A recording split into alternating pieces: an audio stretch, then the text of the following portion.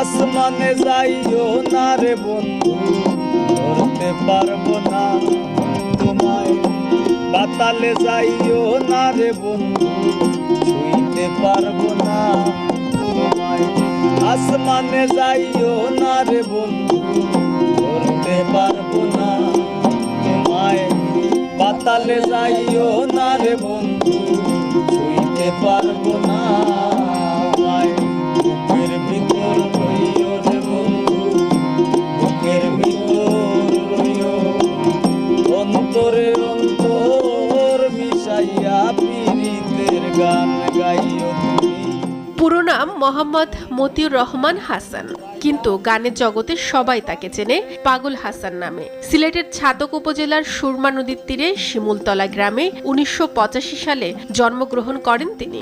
জোড়াইয়া পীড়িতের বান্ধে আমার